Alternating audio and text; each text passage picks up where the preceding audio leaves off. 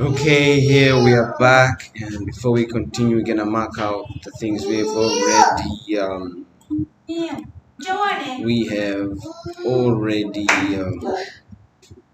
completed, and now we're in the fourth aspect, which is called the PD array, and it's also very one of the most important aspect or and most practical part of the market knowledge you can have.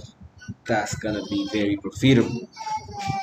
So the PD array. What is meant by PD array? PD array is meant by premium and discount. Premium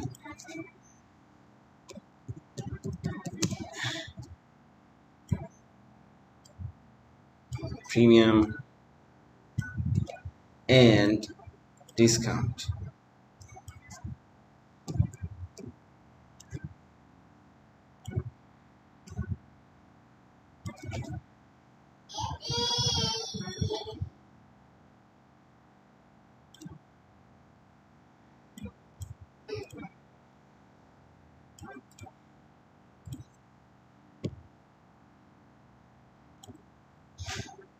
Okay, well, basically, the green side is actually premium and the red side is the discount, but it's really applicable on a type of market condition. So, okay, beside the market condition itself as itself, we have premium and discount. Yeah. So the market in a selling condition, they actually selling at premium. And I mean, who do I mean by they? I mean the banks, the institutions, the guys, the big guys in the market. So when they put chunks of money, they actually look at the actual market structure, how it is, and they only trade at premium when they're selling, and they only buy when at discount when the market is buying. So this why we need to understand and know PD rate, premium and discount. P meaning premium, B and discount, to understand when to use them and how it's applicable and how important it is. You don't want to trade against the big fish. You want to trade with the big fish, because the big fish trades with the trend. They know that. They got this knowledge in the books and they've been using it again and again and again. So in order for you to become profitable, you gotta do the same. So how do you do it? Is by understanding what does PD array mean. Okay, so PD array in terms of discount is like this, but in context with a market condition such as bearish market condition, when the market has created, in this case, a new lower low. Yeah, so meaning this is the expansion that happened, and you're gonna mark the trough and peak and trough. Yeah, this actually tool is called the Fibonacci tool, but I use Fibonacci tools, actually a tool that marks out harmonic areas where it's using golden ratio, in other words, to anticipate where the markets come and do a reversal. But in my case, I don't really use it like that, because I know one thing: it's most important aspect is premium discount in my point perspective, because that's what is really how they call it. It's actually practical. Why is it practical premium discount? Because you know you want to sell a premium as the banks does. You want to buy a discount as the bank does. So there's a logic behind it, not just what they call, feels like magic, Fibonacci, price turning here, turning there. But actually, sometimes you fail and you're like, okay, if it doesn't turn on this level, it's going to turn on this level. Well, we don't want that precision where you start losing money. We want to understand where the market is actually going to reverse or is going to buy, sell or buy, something like that. We want to know where, the region, rather than what area it is. Then that element of trade setup is going to align all other aspects there. So in this case, where the market is dropping, the market does a hello and then does a new low. So this becomes our impulse, or it becomes expansion, giving us a peak and trough.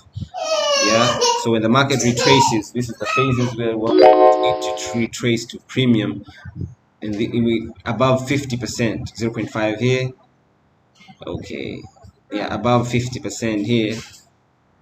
Anywhere above 50% going backwards, that means that the market, you expect the market to be in premium and it's gonna sell. Yeah. So what do you do here? This is where you anticipate a premium where you're gonna sell high low. This is where you expect the higher low will be at. Higher low will come above the 0.5%. That's where the retracement is gonna finish. It's retracement move. Then from there you're gonna sell. That's what it means. Okay, and if we talk about the PDRA in a bullish market condition, when the market is making a higher high, makes a new peak and trough, when the market retraces back in that phase, we know it's going to come down below 0.5% or 50%, and below 50%, what's there? A discount. And this is the area where we expect the lower high to be formed, and this is where the banks are going to buy and you are supposed to buy. So we have these two conditions in context, yeah, and we'll come on how to draw the fibs and in details in other part. But as for now, we just want to understand this, and we want to see an example of them playing out again and again and again as it goes. Okay, we are in 4 hours, right? So we have this market condition as the market is going up, up, and up again, low and low again, and we're gonna see those conditions being followed or not. Okay, so if you take the fibs and we're looking at bullish market condition. So for example, we bring this one up here. So we want the price to come down to what? The discount, then go away.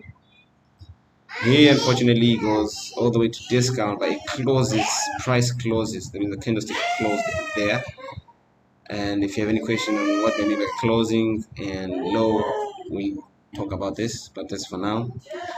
The market closes here at discount, the market then flews away. So this is the bullish market condition, it obeyed, as you see here. Let's look at other areas. So when the market did expansion here, the market functioned here, did not come down anywhere below 50%. The market flew away. What about here? Same as here. Oh, here it did. When it comes to 50%, it tried to buy a bit, then continue selling. So now let's look at the bearish condition. So bearish condition,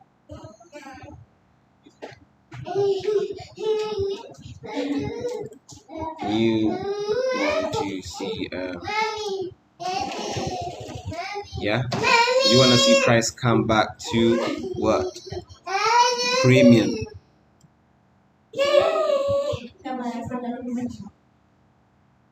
And you can clearly see that the price came back to premium, just touched 0.5% and then continued to drop. We do the same here.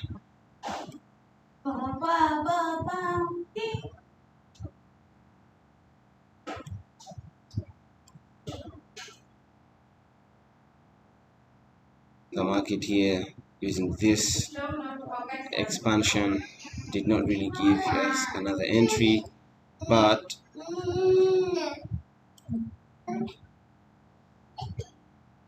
there is a way to draw the fibs where you don't mark out the highs, you actually mark the closes. If you do that as well, you can clearly see the market. Don't touch it, no problem. If we look at these points here,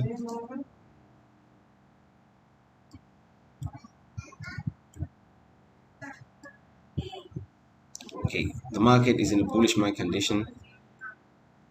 Yeah, so we want to use a bear bullish market condition PDRA to get the what? High low.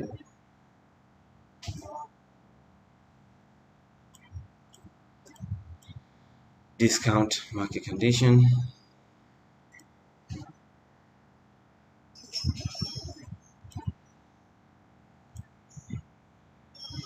Yes, so the market came up when it came down below 50%. This is high low. We expect a lower high to happen, and it happened, and then the market boom went up. So this is what PDRA is for you. Yeah, same thing again and again. So we have here this new expansion, new high that happened here is gonna give us an anticipation on the next lower high to trade on, and it was here anywhere below 50%, around here, and the market flew again. Okay, you're like, all right,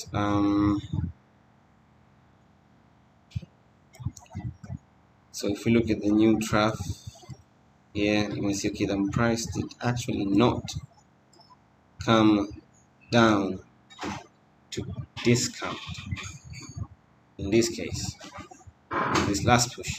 Well, this is just a quick view on how to use the PDRA. Does not mean it's only used that way. You can actually drop down in 1 hour and actually see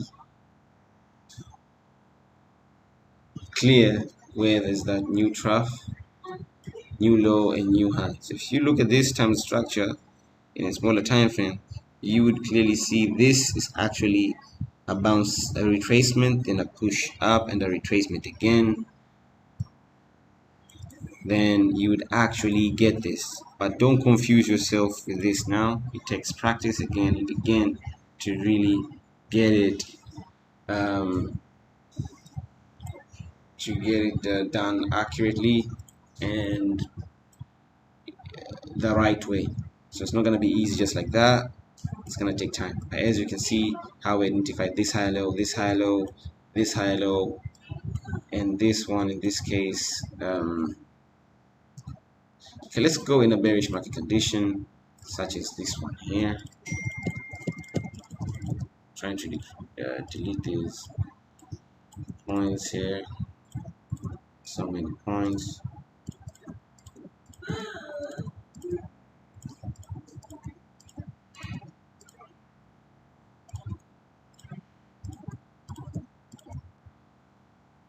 Okay, we pull this. We're looking for a new expansion.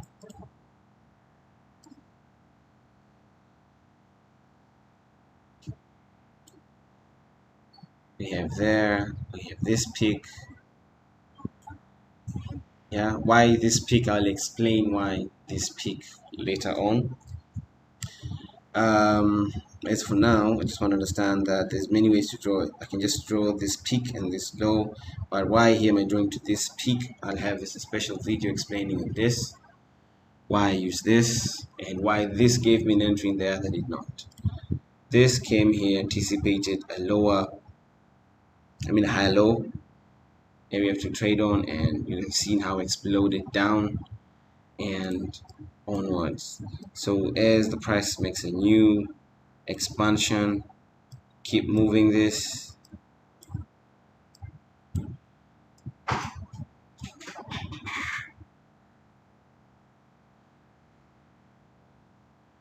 Here again, you can see why the market was actually drawn like this, not the other way around. The market did not really touch the 0.5 and continue going down, no problem. What about here? It did touch here and go down, but I'll give more explanation why am I drawing like this, why it's different. If you recall, in one of the area where I kind of zoomed in 1 hour, yeah, similar. You're zooming in 1 hour. In 1 hour, this is how it looks, but once you've get yourself used to it, you don't actually have to drop down to 1 hour. In 4 hours more than enough, and you get those areas, and continuously this happens again. There's the market made this low here, this one, in order to continue to sell, came back to 0.5% again, 50%, and sold again and again, just going up again and again and again. as you can see here.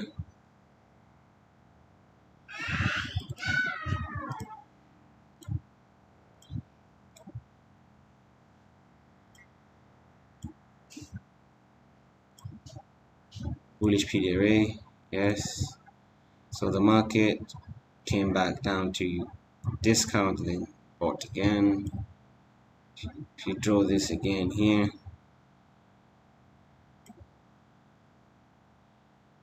it did. If you use 1 hour, you'd actually trade from here, and it actually did again. So that's how PDRA comes into the strategy, is that in identifying those regional areas where you anticipate the market structure will formulate a predictable element, such as the higher low or the lower high on bullish market condition. And this is the video where we conclude the PDRA, and we're going to jump next to element of trade setup. Soon after that, meaning we'll have COD data. After COD data, we have completed full strategy, FTM, follow the money.